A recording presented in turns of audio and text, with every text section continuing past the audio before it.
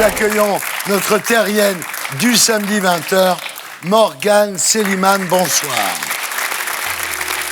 Chaque année en France, plus de 200 000 femmes sont victimes de violences physiques ou sexuelles de la part de leur conjoint. En 2013, 129 sont mortes. Morgane, vous avez failli être l'une d'entre elles.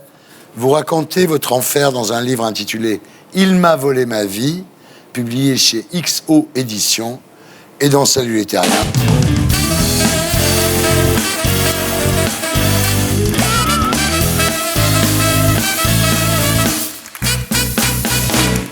Morgane Célimane, rebonsoir. Vous êtes née le 21 juillet 1983 à Villecresnes, dans le Val-de-Marne. Votre mère est française, elle travaille dans une agence de pub. Votre père est égyptien, musicien. Ils se sont rencontrés au Caire, où votre mère a travaillé. À l'adolescence, vous avez un choc terrible. Vous apprenez que papa n'est pas votre père biologique. En 5e, on travaillait sur la généalogie. Donc forcément, j'étais amenée à poser des questions à mes parents. Puis un jour, ils se sont dit qu'il était temps de me dire la chose. Et donc, un samedi matin, ils m'ont appelé, ils m'ont annoncé que mon père n'était pas mon père. Alors là, vous commencez à vous rebeller, vous séchez les cours. Vous voulez vivre une vie d'adulte. Donc, vous n'irez pas au bout de votre BEP de compta. À 14 ans, vous tombez amoureuse de Samuel.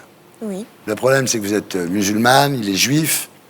Cet amour impossible vous rend plus fort, parce que vous avez l'impression de défier la société.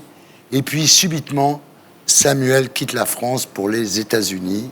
Vous ne le verrez que bien plus tard.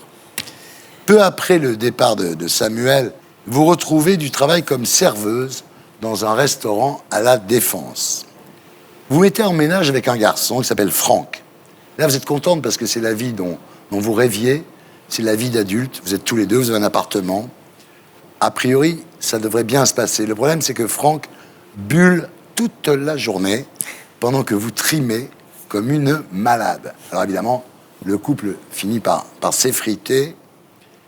Et un jour, vous assistez à un match de foot où il y a un dénommé Yacine, qui est plus connu sous le nom de Yacine le Terrible. Ce Yacine vient vers Franck et lui dit « Un jour, Morgane sera ma femme et on aura plein d'enfants. » Vous êtes estomaqué, mais vous êtes aussi flatté. Oui, bien sûr, flatté, parce qu'on se dit quel culot aussi, Ouais. et en même temps, waouh, d'un côté. Ouais.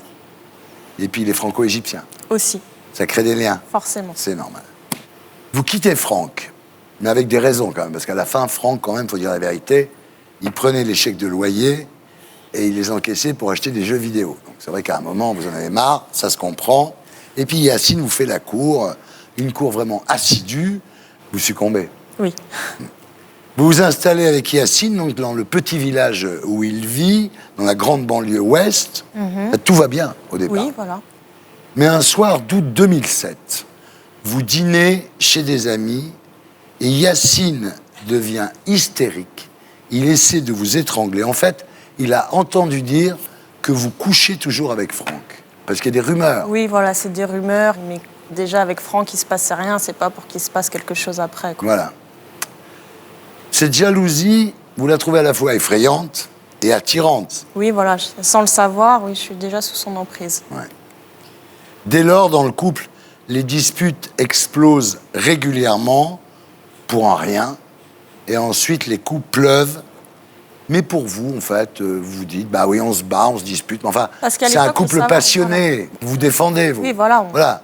C'est l'amour vache. Oui, voilà. Là, vous vous retrouvez enceinte. Alors vous dites, c'est trop tôt, vous l'avortez. Mais quand vous allez faire l'échographie, On me laisse écouter son cœur à cet enfant. Et une fois que j'ai entendu son cœur battre, bah, j'ai plus le courage d'avorter, en voilà, fait. vous gardez l'enfant. Oui. C'est pendant la grossesse que la violence s'installe, parce que vous ne vous défendez plus. En fait, vous comptez sur la naissance de cet enfant pour ouvrir les yeux de Yacine. Oui, j'ai beaucoup d'espoir par rapport Bah à oui. ça. Mais après l'accouchement, la violence redouble d'intensité.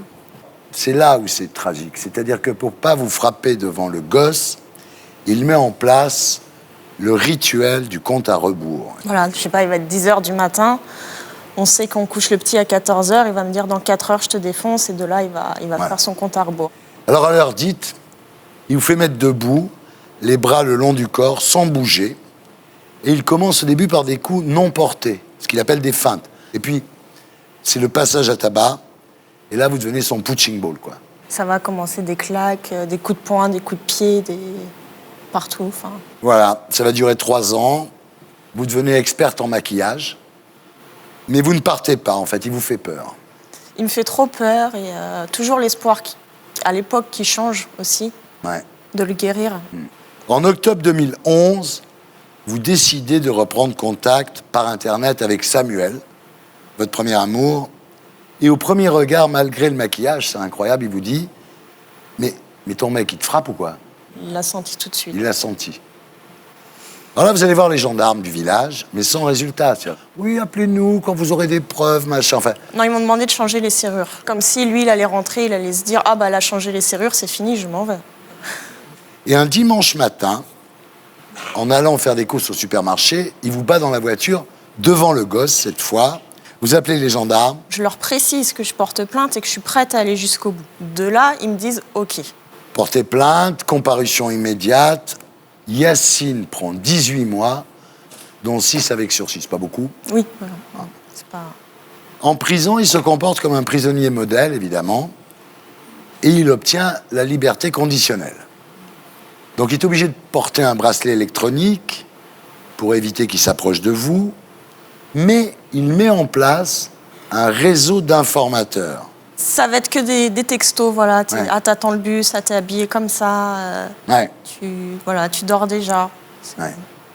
Alors, dès qu'il a plus son bracelet électronique, il vient vous attendre chez vous. C'est encore pire. Vous rentrez chez vous, il est assis dans le canapé. Voilà, ça Il va vous arriver attend. plusieurs fois où Ouais. je rentre chez moi et en fait, lui, il est déjà à la maison, installé. Là, vous décidez de faire un programme d'éloignement dans un lieu secret. Vous êtes accueilli dans un appartement où séjournent déjà plusieurs femmes victimes du même genre de mec. Hein. Vous scolarisez votre enfant, mais 15 jours après la rentrée, le programme de protection vole en éclats. Yacine vous a retrouvé. Il est passé à l'école voir le môme. Et voilà, en fait, tout simplement, il a appelé toutes les académies de France jusqu'à temps de tomber dans le centre de la France. On lui a dit oui, il est bien scolarisé à cette école-là. Et voilà. Le 30 octobre 2013, au tribunal de grande instance de Versailles, Yacine est condamné à 1 an de prison. Mais il fait appel et il continue à vous appeler jour et nuit. Ça ne change rien. Le 4 juin 2014, jour de l'appel, l'audience est reportée en janvier 2015. Donc là, les pouvoirs publics, une fois de plus, ne font rien pour vous, ils vous laissent dans votre merde. Finalement, Yacine sera condamné pour coups et blessures, mais pas à de la prison. Et quant au harcèlement, il a été relaxé faute de preuves. En fait, c'est pas ça. Le problème, c'est que comme j'ai déposé plainte dans plusieurs départements différents, en fait, les départements se rejettent la balle pour pas payer les réquisitions. Et c'est pour ça que vous avez écrit ce livre, Oui. en fait. Parce qu'à un moment, votre seule solution, c'est de le dire à tout le monde. Puisque les pouvoirs publics ne vous écoutent pas, vous avez décidé d'en faire une affaire publique. C'est quoi l'avenir maintenant? À l'avenir, on verra à la sortie du livre si ça l'excite pas trop. Vous avez peur, là? Oui, quand même. Je sais que ça va pas du tout lui faire plaisir. Donc on verra bien. Là, c'est un peu au jour le jour. Courage. Et pour être sûr de ne rien rater de Inarditube, abonnez-vous et mettez un pouce bleu.